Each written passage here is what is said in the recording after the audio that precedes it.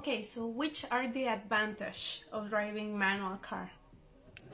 The first advantage is that you will save a lot of oil, you know, like a lot. I'm talking about liters, especially if you have a coupe car, like a mini car. Okay, the second thing is that the manual cars are much more cheaper than automatic cars, and it is because just a few people know driving manual. Most of the people are lazy to learn or lazy to drive manual, which I don't know. I'm not agree with it because for me it's much better. I love driving right next of another car that is driving slow. I don't know how can I say. I love overtaking so other cars. I love overtake. I feel adrenaline. Adrenaline. I don't know. It's so exciting. Especially when you're in high roads and somebody in front of you is driving very slow. With manual car, you can drive the car at your rhythm, at your own rhythm. You can decide in which moment you drive from 80 miles per hour to, I don't know, 120 miles per hour, and you can do it right away. It's very easy, very fast, just speeding that much, like in the racing car movies, like Fast and the Furious is awesome, driving at your rhythm. And it's pretty much like in the movies, that's that's why I feel very kind of special. Some people have made me feel like that because some people don't know any woman that drives manual car, especially in the States. My American friends always shock when they know that I drive manual car. It's pretty funny.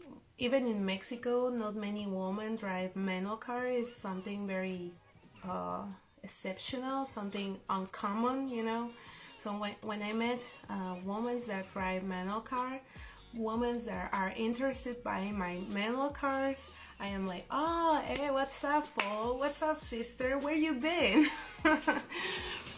Yeah. Hi guys, what's up? Welcome back. I Love Retro channel. In this video, in this occasion, we're gonna talk about how did I learn driving manual car, and I'm gonna give you some advices for you to get to do it, and let's go there. Well, the way I learned driving is because my ex-boyfriend teach me. My father teach me the theory of the rules, the theory about driving, but he didn't have the patience for, I don't know, for me to even turn on the engine, or maybe just turn on the engine, but he didn't have the patience of letting me, I don't know, speed the car, switching the changes of the car. So yeah, my father teach me the values of driving. So yeah, like I was saying, my father teach me the values on how driving, but I was like I was around 21, kind of, or yeah, around between 20 and 21 when I was dating this guy, my boyfriend. His name was Luis, and he knew driving a manual car, and he also studied at the UNAM, the UNAM, Mexico, um, university, the most important public university, college in Mexico. So this college is huge.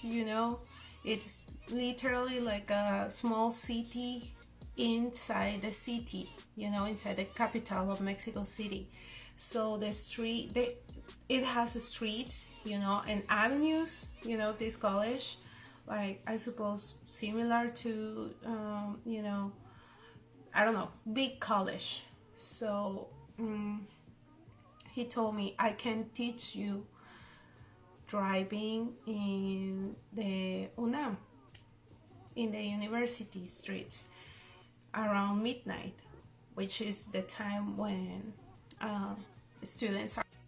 So yeah, guys, it's very necessary you drive in lonely streets, or in a small town, in small downtown, at nighttime, where at a time where there is no traffic, no more people in the streets. You need somebody that be patient with you to teach you, because if it's somebody that doesn't trust you enough, like my father with me, every time I make a switch, the speeding stick, the speeding stick, he got crazy, he was nuts, like, oh, stop, you're gonna crash. So the only thing he was doing was making me nervous. So I never learned driving manual car with my dad, never. And with my boyfriend, yeah, he was very patient with me. He trusts in me, because I was driving his car. It was his only, well, he had two cars, but it was his favorite car, the one that he teach me driving in, So yeah, now here go my advices. When you know already how to make the changes, the speeding change with the stick, with the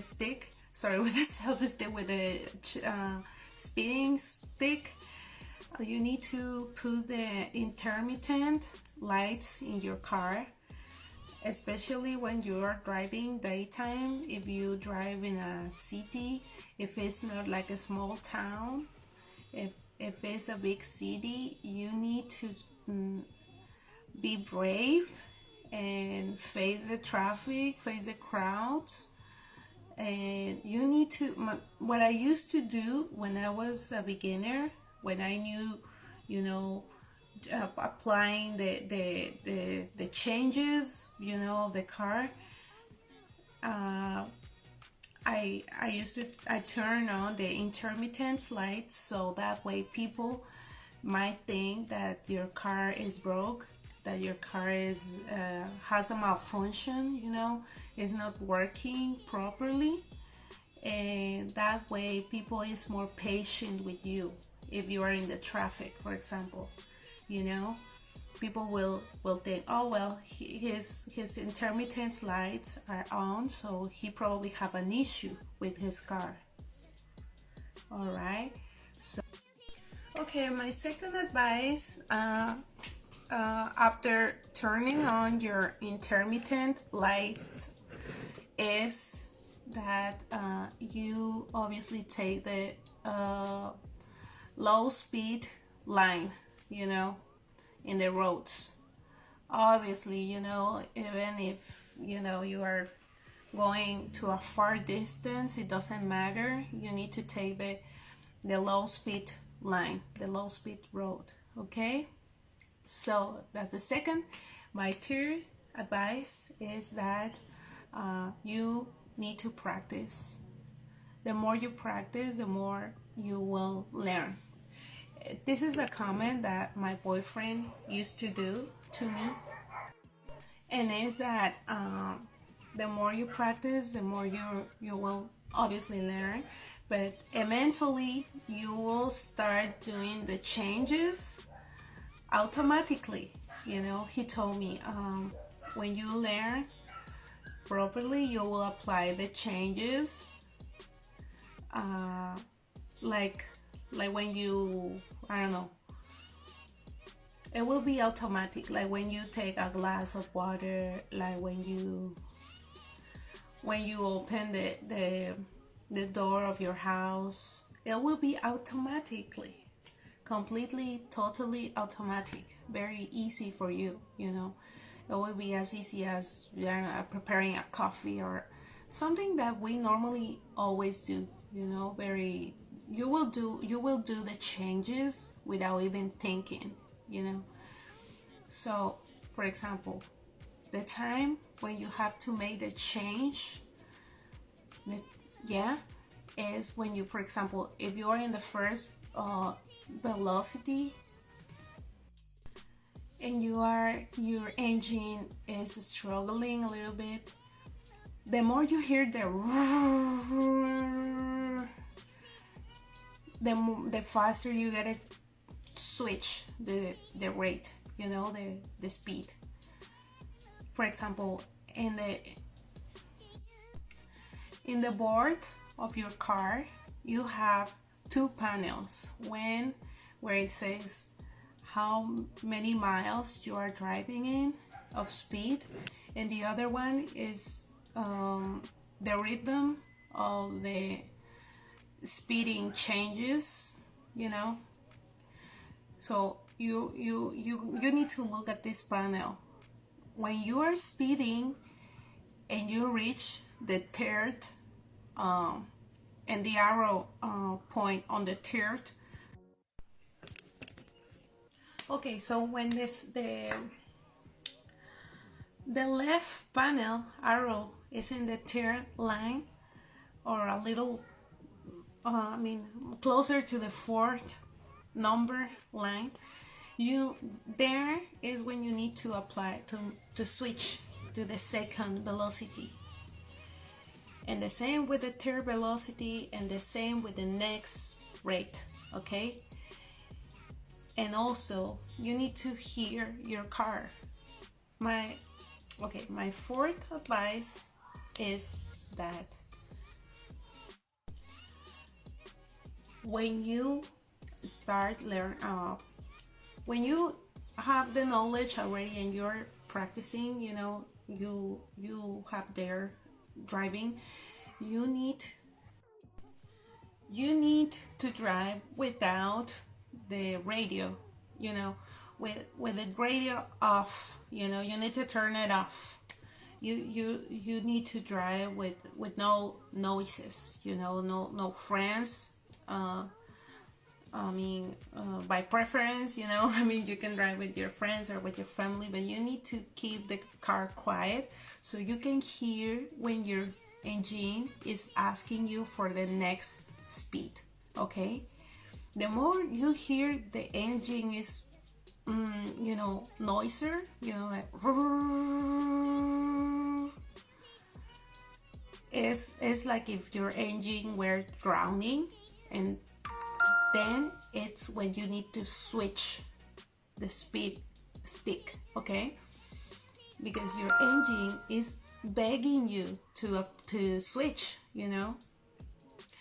So basically you need to learn to hear your engine. It's like with the Fast and the Furious movie, you know, when they're driving their cars or their races, you can hear when the car is doing, you know, and then after is,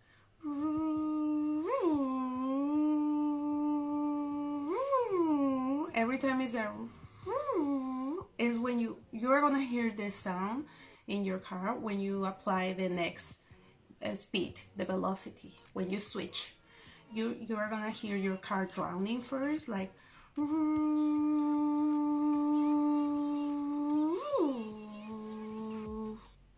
and that's how it's gonna sound when you switch the speed. Okay, so well guys, this is it.